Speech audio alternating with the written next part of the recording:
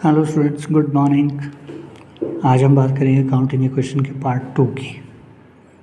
पिछले कल हमने डिस्कस किया था कि असेट्स कैसे कैलकुलेट करते हैं, कैपिटल कैसे कैलकुलेट करते हैं, लायबिलिटीज़ कैसे। आज पूरी अकाउंटिंग इक्वेशन की बात करें। अकाउंटिंग इक्वेशन होता है assets is equal to capital plus liabilities. तो सबसे पहले ट्रांजेक्शन है started business with cash 1 lakh. जब हम बिज़नेस स्टार्ट करते हैं तो बिज़नेस में कैश आता है तो हमारी असेट्स बढ़ जाती हैं। 1 लाख रुपए से हमारी असेट्स बढ़ गई हैं जब कैश आया।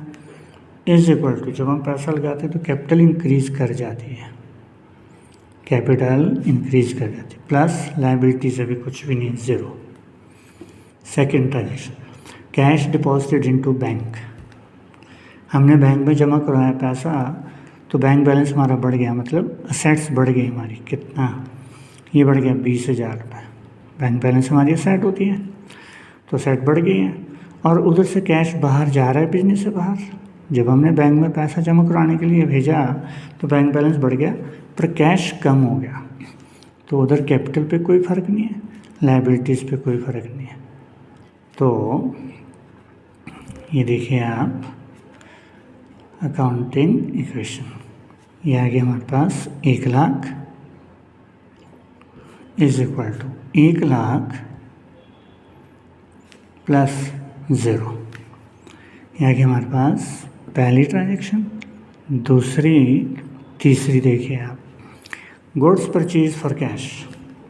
तो गुड्स आ रही है, स्टॉक बढ़ रहा है, असेट्स बढ़ रहा है, तो प्लस असेट्स बढ़ रही है हमारे पास, मतलब स्टॉक बढ़ रहा है और कैश जा रहा है तो असेट्स कम हो रही है। यहाँ पे गुड्स भी असेट्स हैं और कैश भी असेट है। उधर कैपिटल और लायबिलिटी पे कोई फ़र्क नहीं पड़ा, कोई फ़र्क नहीं पड़ा जी। चलिए जी, ये हो गया हमारी तीसरी ट्रांजेक्शन। अब देखिए आप हमारी अकाउंटिंग इक्वेशन क्या बनी, वही 1 lakh is equal to 1 lakh plus 0। Next चलिए फोर्थ पे।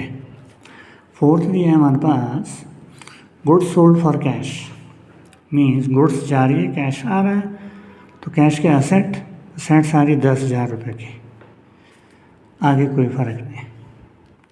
और गुड्स जा रही, स्टॉक कम हो रहा है 10,000 रुपये से, मतलब असेट्स पे इम्पैक्ट पड़ रहे हैं दोनों। किसी भी ट्रांजेक्शन्स के दो ही इम्पैक्ट होते हैं, तो दोनों इम्पैक्ट असेट्स पे ही पड़ रहे हैं, तो इसलिए ये बच गया हमारे पास 1 लाख रुपए is equal to 1 lakh plus 0। Fifth है सैलरीज पेड बाय चेक। आप सैलरी पे कर रहे हैं तो कैश जा रहा है, मीन्स 8,000 रुपये से असेट्स कम हो रही है हमारी। आप कोई भी एक्सपेंस पे करते हैं, सैलरी पे करते हैं, रेंट पे करते हैं, टैक्स पे करते हैं, ड्राइंग्स होता है, तो उससे कैपिटल डिक्रीज होती है हमारी। एक्सपेंसेस से कैपिटल डिक्रीज होती है और इनकम से कैपिटल इंक्रीज होती है। तो हमारे पास ये बच गया 92,000 is equal to 92,000 plus 0। Next last आया sixth commission received in cash. Commission आ रहा है, कमीशन रिसीव्ड एक इनकम होती है, इनकम से कैपिटल बढ़ जाती है। तो जब कमीशन रिसीव किया तो कैश तो आ रहा है हमारे पास, तो असेट बढ़ गई हमारी, कैश बढ़ गया 12,000 से, उधर हमारी कैपिटल भी बढ़ गई जी 12,000 रुपये से प्लस 0। तो फाइनल इक्वेशन आई हमारी 1,04,000 is equal to 1,04,000 plus liabilities कुछ भी नहीं है, तो फाइनल इक्वेशन आ गई हमारी 1,04,000 इज इक्वल टू 1,04,000। तो अकाउंटिंग इक्वेशन दोनों साइड इक्वल होनी चाहिए। ये जी हमारा आज का सेकंड पार्ट। कल हम थर्ड पार्ट डिस्कस करेंगे जिसमें हम लायबिलिटीज़ के बारे में भी डिस्कस करेंगे। तो आज के लिए lots of thanks, have a great day. मुझे प्रॉपर सेटिंग तो नहीं आ रही अभी करनी, इन केस आपको इसमें कोई प्रॉब्लम हो क्वेश्चन देखने में या कुछ भी, तो आप इसको जूम कर सकते हैं प्लीज़ इस तरह से, ठीक है, और क्वेश्चन को देख सकते हैं। Thank you, have a good day.